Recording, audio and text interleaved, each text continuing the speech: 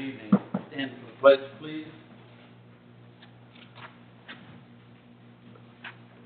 I pledge allegiance to the flag of the United States of America and to the republic for which it stands, one nation, under God, indivisible, with liberty and justice for all.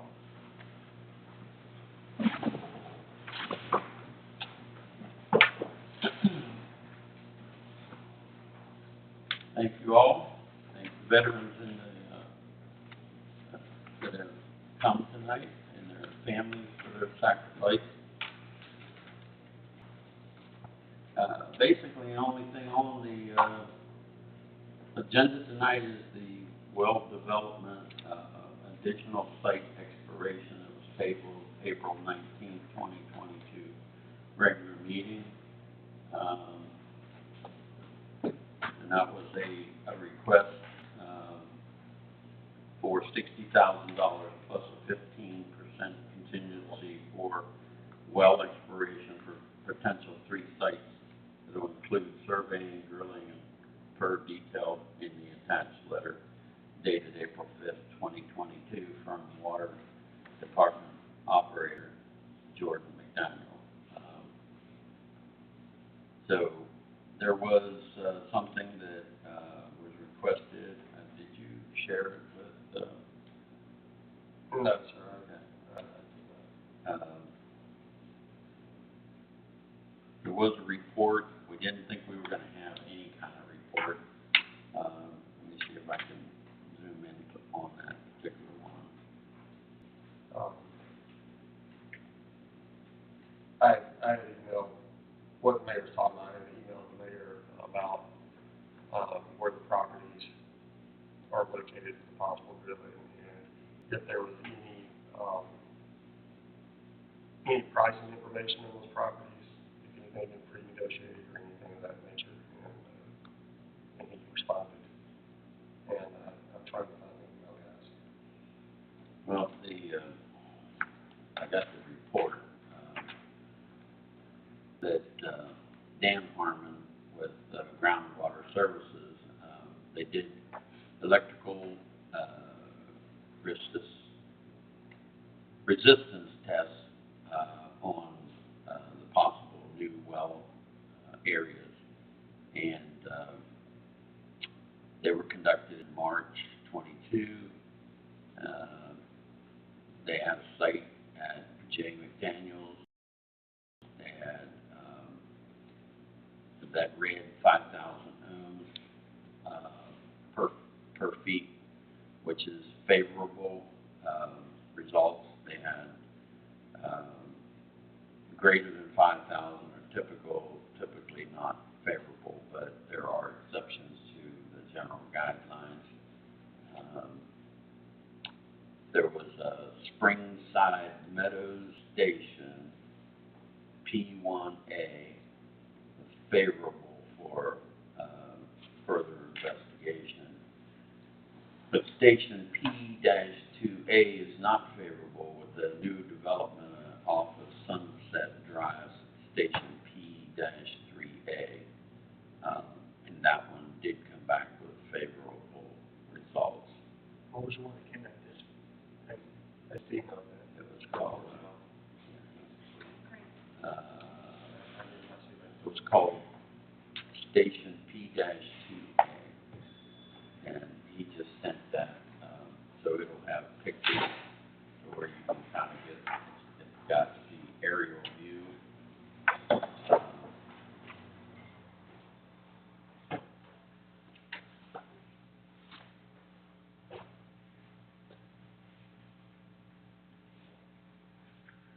So P1A is favorable, P2A is not favorable. Correct. And that's the Springside Meadows is the favorable location. Okay. So it's just one out of those 3 that's came back? 2. Yeah. Yeah. Sunset Drive, Yeah. down there. On Sunset Drive, and they had, so technically, you got the P1, 2, and 3, and then there was an area that was selected these areas were selected by Jordan McDaniel. And,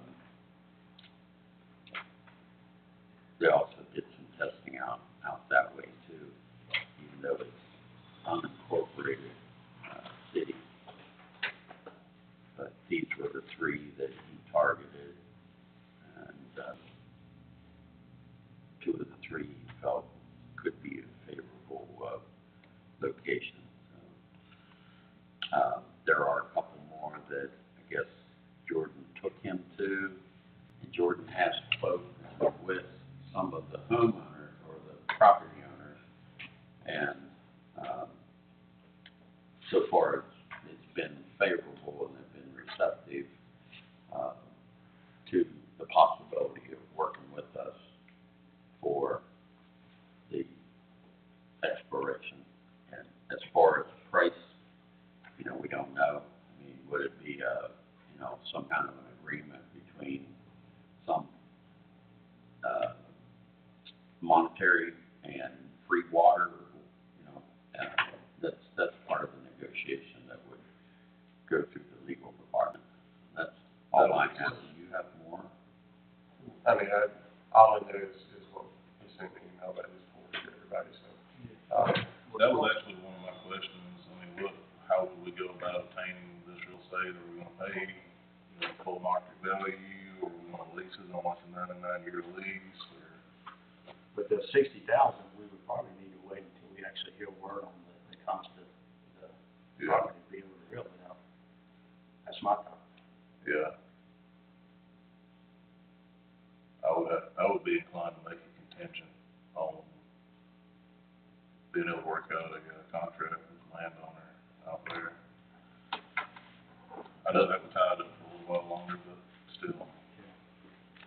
We want to do it right, make sure we're not spending money. And EMI is working on a report, but we're probably looking at 3 months before we have that report as far as the best way to deal with the 54-acre lake,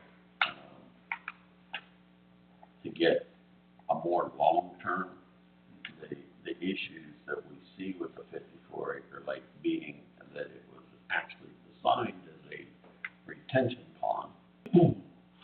It does collect silt.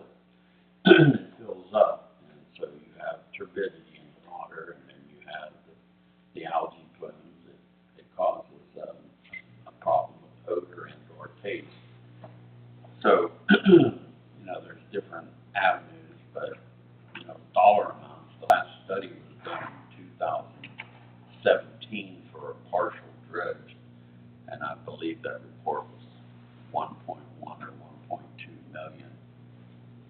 But that could buy us 5 years with a partial, and a full dredge might only buy us 10 years, and then it's sort of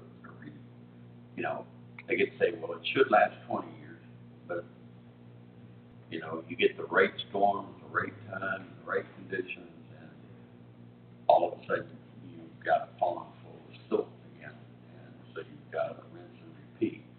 So, I think Statham future is really dependent on water independence. I have hard facts to back that up. I don't have any numbers or anything, but I know that without our water income, we would be in dire straits as a city. And having, our biggest income, and, running income is not all about money. And I don't want anybody to take what I'm saying that way, but depending upon an outside entity, to supply you with your biggest moneymaker, they got all the control. They can raise rates every year, renegotiate them.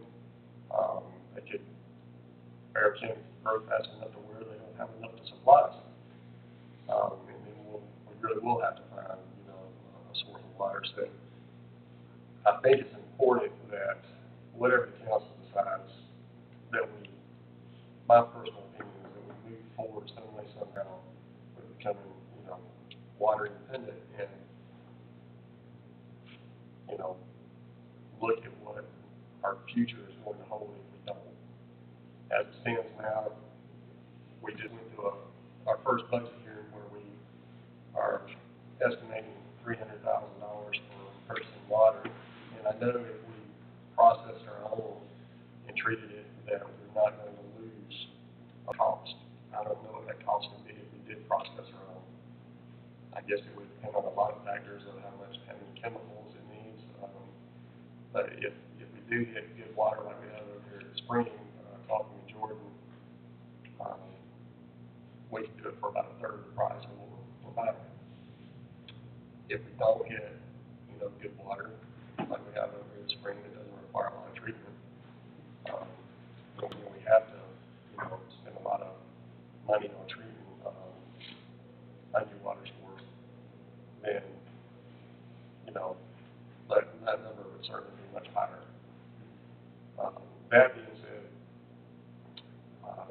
with the pond, I'm personally not opposed to looking at what the cost would be of the pond, but what I don't want to do is tie the, you know, the future council and future mayor's hands of, you know, a debt. And a large debt, we came into a large debt that tied up our SPLOST for the sewer bond. And as y'all are well aware of, we're going to be paying on that until 2033, and it's considerable interest on that debt. I don't want to do that, but to current citizens and future citizens and the future members that set up here, if we can avoid it. And certainly don't want to do that if we're going to possibly have to, and I say this not having all the information about dredging out the pond, but I certainly don't want to do that if we as a city are going to have to look at doing it again in another 15, 20, or 25 years. It's just perpetual debt, and you're kind of just doing the same thing as buying water. I think we need to shoot for trying to find a viable water source that doesn't, you know, require a lot of upfront money to, if not totally get off of buying other people's water, at least start the process. And that's the reason why I personally been pushing this sort of thing, you know, as we move forward. And I know I'm being long-winded here, but we don't have a whole lot of money, you know, to spend up front, especially with our SPLOST funds tied up for quite some time, and we don't, you know, whatever money we get, we're going to have to put into our water sewer infrastructure, and we're going to have to put into our roads eventually. You know, they're getting in rough shape, and, you know, we haven't even discussed those for this coming up budget, because we don't have the funds on it. So, you know, as we go forward, we have a lot of projects that we got to do, and it may be hard to do those projects if we require a large amount of debt. And that's just kind of my reason behind originally pushing this well project. I don't know if that makes sense. Yeah, it does, but, I mean, I agree with a lot of things you say. I think our future, you know, depends on our water independence, but as far as the 60,000, and I think, Councilman Scott and Debbie Sommer shake her head, that I think we really need to negotiate with these owners and find out what that cost would be, because if it's an exorbitant amount of money, that's money that we could put toward dredging the lake and move forward with that, as opposed to just, you know, prove the 60,000 and come and find out, you know, they're wanting, you know, several $100,000 for some of their start. So. And I would agree to that. We need to, you know, anything that we go into, we got to have some pretty solid costs if we can get it. But, you know, all I'm asking is, let's, you know, please consider just getting those costs before we look at totally killing us off. And I've been in contact with a dredger who's dredging out, Fort Yargo's Lake right now, Tony Rutledge, he's from Bethlehem. And he is willing to come out and sit down and talk to us. And it may be that he can work with us about dredging our pond, giving us the best possibilities in that. He's also done work for the city of Winder. And I know they have a pond as well that they get their water from. And they have the same problems we do with the smell of the water. And, so I spoke with some of the folks over there that I know that were in my leadership class in the chamber. And, he had told me that, you get out ahead with some chemicals to take care of the smell. That works, you know, you just gotta know when to do those things. So I think there's ways that we can work together to make this happen. I know that even with the lake, it may not be big enough, and we'll still have to have backup as well. But I still believe that we need to have someone come in and research everything for us, looking at our finances all the way through, you know, with what our sources of water are, and be able to make the right decisions, because with not getting all the information and not knowing all the possibilities of how much this is gonna cost, we have to lease the land. There's a lot of unanswered questions that we have to be able to make an educated, you know, yes or a decision. So, I agree with Gary, we need water independence. I've never been against that. I've never been against any of that, but, the direction that we go in is pertinent at this point, that we make the best decisions, because we don't have a lot of money. And I feel like that there are sources that we have out there that are available to us as soon as we get our last audit completed. I believe that we can get some help for that as well. So those are my thoughts on the well situation and the water situation.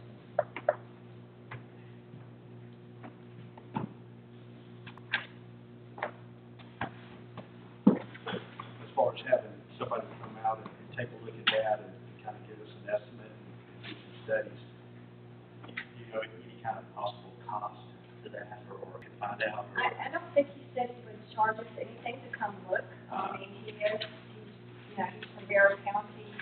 I know his, I guess, we'll say his girlfriend, who took my job at the chamber.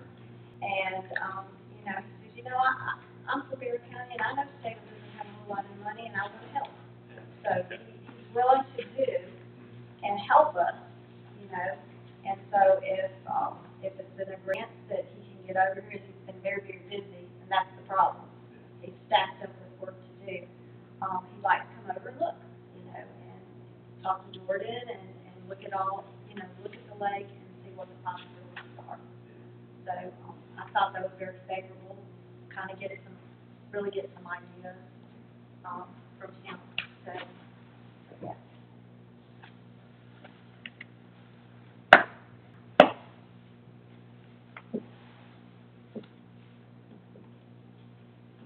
I'm gonna look at anything as long as it's gonna end up potentially being a win for the city, so whatever we need to do. I don't want to sit idle with it. Like I said, I would like to have some numbers to look at as far as how much it's gonna cost to get a hold of one of these sites. At least put a hole in the ground. What happens if we dig and then the well's not good? That's, I think one of Jordan's concerns when he and I talked a few weeks ago was, what is the actual cost gonna be? Will the builder want what he would normally make off of one of these houses that they're supposed to be building back in here? So if that's the case, that's gonna be pretty expensive, because those are probably gonna be $400,000 houses.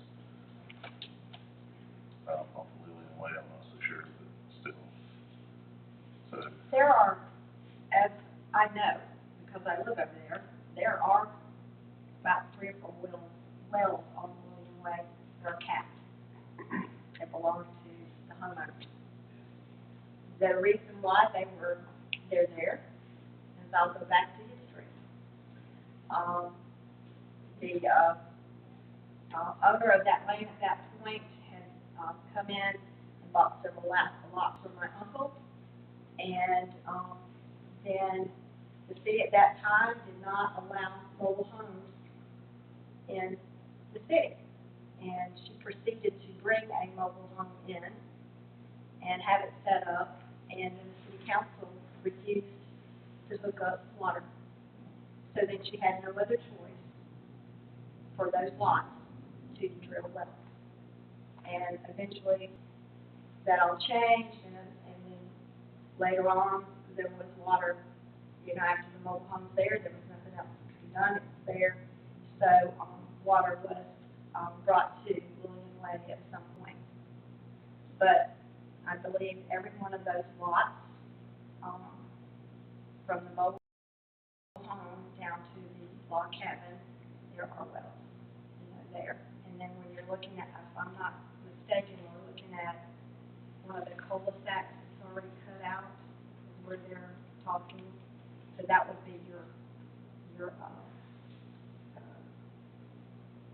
yes, where the homes are gonna be built, when you're talking about the real estate end of it as well. So, I don't know about those wells, I don't know, I do know that the log cabin, there may be a negotiation with him to be able to take back the little land there. You talking about the one that faces the highway over here? No, the one on William Way, it's in a, setback, and you can say, the city put in an easement over by the end of his house where people can golf cart through, and that became a big mess with the landowners on the other side. So, he would like to purchase that land, so there may be a negotiation with him. We may be able to negotiate that easement, him being able to take that easement back for being able to, have access to the well. I don't know, that's just a thought. I was told that he wanted that easement, and it was denied, for him to get it, so. Just thinking out loud. There, from what I'm hearing tonight, there's still a lot of questions that need to be answered. If this hypothetically were to be tabled again, how many times can an item be tabled? One more time. So if you're gonna table it, you're gonna need to table it probably, since Jerry said it's a 3-month minimum to get the report. So May, June, July, you probably wanna table it until August, when it comes up for the voting, this month.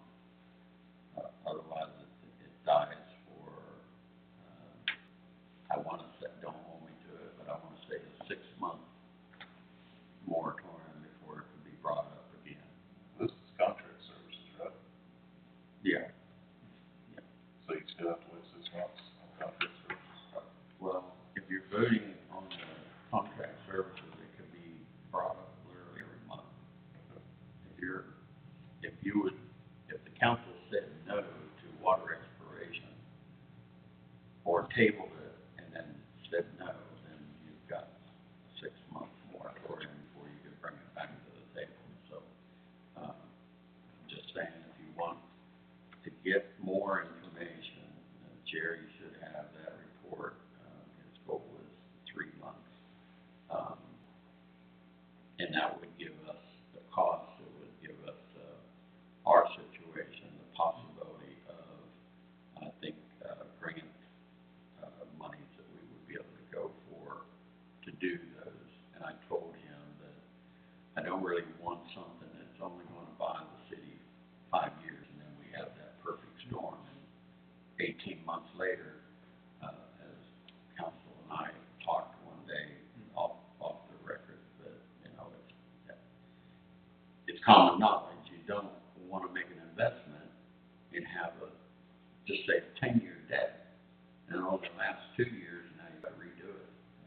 And so you still have left, 8 years left on that debt. So that would be, something to consider that, if you, when it comes to the vote.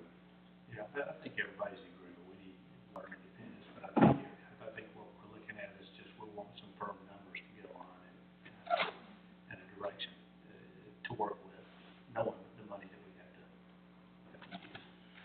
It's probably gonna be a little bit of a gamble one way or another, whether we like it or not, but I would rather take a lower stakes gamble if we had some more info.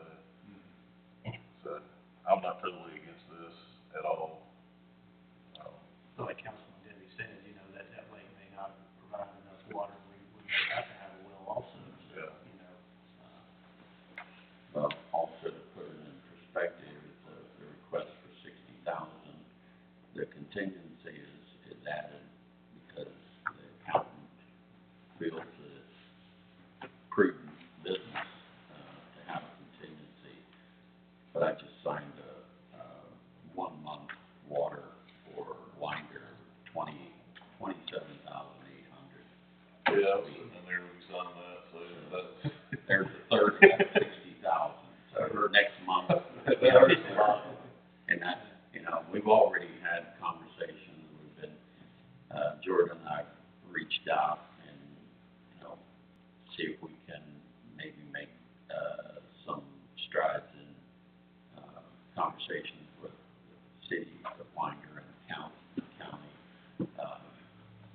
But, there's, like I said, there's a half of it, and then next month is another half. But Winder's already indicated and told us that if we do go into a dry season, that they will throttle us back, which means we're going to be purchasing more from the county at about $2 and this fall, $2.20 per thousand more. I have a feeling this is gonna be a dry hot summer too, so. Yeah. But it's just, I know it's a lot for everybody, but, I appreciate the input. Any other comments or questions from the council to the council? Yeah, I don't have anything else about water, if everybody's telling me that, I do have one request.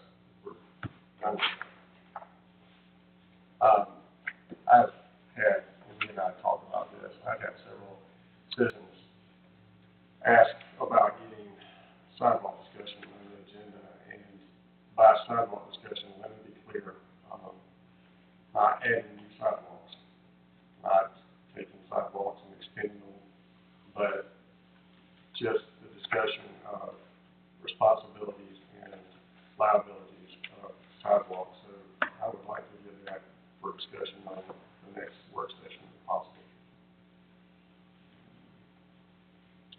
Then discuss it more, and then make that decision. Because I have some reservations on it, and I've already have the city attorney checking into some of those issues. So I don't know how quick that we can put that on, but we also have to consider, do we want to bankrupt the city? Because where does it stop? Where do we start and where do we stop? And then do we get into well, you did it for them, why aren't you doing it for me? So, I think that would be something that maybe one-on-one we could all discuss and give our views. And hopefully I get a little bit more information as far as liability from. Yeah, I think that's what most people are just concerned with, about the liability if somebody got hurt, walk in front of their house on their sidewalk. Yeah, who has a liability on that? And, an example is the path, the lighted path next to Patterson's house. For instance, where's the liability line on that? So we got some questions there I think we need to discuss and try to get answers to and get a solution. I'd also like to, add in the alleyways too, with the discussion that was brought up at the last meeting about that and who's responsible for, keeping those areas clean and trimmed and whatever, So I think there's issues with our citizens on who, what, when, and where, and I think we need to get that resolved so we can just move forward, because it just kind of, you know, kind of just dingle dangling, let's make a decision and move forward about how we're gonna handle that as well. too. Yeah, one way or the other, You know, either way. whatever it is, let's, you know, Have a firm decision, and we tell people. put it in a policy, put it in an ordinance, whatever that is, it just seems to be keeping, it's like a wave, it just keeps coming back, Yeah. hitting us in the face, coming back and hitting us in the face. I bet people reach out to me about all that kind of stuff also, so that if we can just get that knocked out and move on to bigger Well, things. and we do, we need to resolve all the little small nitpicky things that come up, and they may be nitpicky to us, but not to the people that Yeah. own the homes that have, I don't have a sidewalk, so, and we don't have sidewalks where I'm at, so, I don't have that situation, and so I don't have, my community on my side of the road coming up and talking about it, but I know you guys do. Yeah. And so, I think, you know, for the sake of our citizens, that we do need to look in that, and we do need to resolve the problem, because that's what we're here for. That's exactly why we're a council, and we're here to help the citizens resolve whatever problems they are, and whatever it is, we just need to make that decision. So, while I got you here tonight, I did want to update you on the DOT, on that situation that's going on. I was able to, get with Dr. Lancaster, and we were able to, since the time had been changed from 4 to 6, from 6 to 8, from 4 to 6, and I got back to the school, and they have been able to, you know, change it to the cafeteria so that, because there'll still be teachers and students in the building at 4 o'clock in the afternoon. So he was able to, move it to the cafeteria. He has been in touch with the DOT. They have contacted him yesterday, and so they've been able to set up the logistics. They're gonna do a dry run on Monday, at 1 o'clock, so that everything works well for the meeting on the 14th. So I really appreciate everything that the DOT has done for us, and I think they've been really, really good to work with, and the school has been congenial, so it's you know, it's working well. So, I hope that y'all can get the information out to the citizens, let them know. I would hope that they know where the middle school is, but they might not, you know, so you might can help them with that. So we try to get them there, so that, and the maps should be over at the school, and some live people, you know, that do work for the DOT, that are not involved in the project, that may be there as well to help with people. So, I think they've been a great group to work with, and, I appreciate them being able to help us with this, because I think it's gonna be great for the citizens. Thanks for putting that together. Well, I know the mayor's worked on this too, so I'm not gonna take, you know, the full credit for it, but, I was glad to be able to help with the logistics and get that going, and I think it's gonna be, you know, good for everybody, so, I appreciate that. Joe? So, citizen input, I don't believe we have anyone signed up. And basically all touched on citizen input. I do want to say, welcome to Jerry Weiss, who is, battling the battle of his life, and I think is doing a pretty good job, so, Ed, and, glad you could join us this evening. Mayor.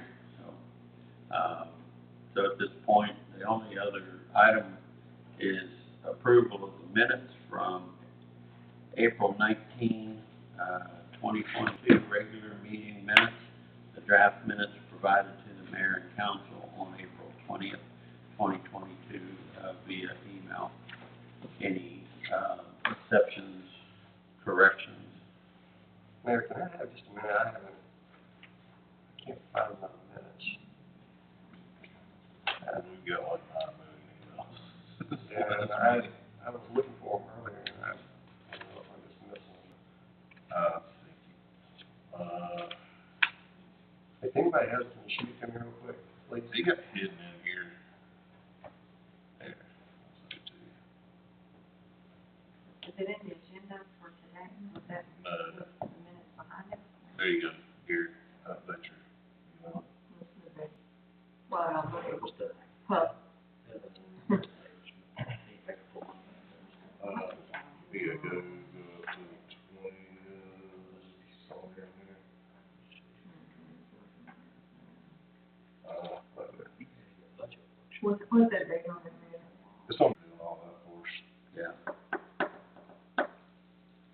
So they're using both ball fields, the little guys, like 7 to 9, I believe, are at Robert Bridges because there's no lights, so they need to go home early, they can scoot out of there. And then the, 10 to 14-year-olds, I believe, are doing Hillman, so they can use the lights, so. I wish we could get lights for Is that, bridges. is my understanding that he's gonna try to get us lights out here? On where, At bridges. at Bridges, That's well, a nice little ball I- field, too. Yeah. I'd like to try to get, you know, a grant or maybe get somebody that would sponsor us, and do that. I don't know how or when they put them in at, Hillman, but, they replaced a lot of the bulbs and they had several of the junction boxes that were bad. They paid an electrician to replace junction boxes and ballasts and then put the mercury vapor lights in. So it'll light it up. It's nice. I may be completely wrong, but I think Harrison Poultry Spot takes care of a lot of the park over in Bethlehem, so maybe talking to some of these businesses. American Legion may. Now, if you get that price at night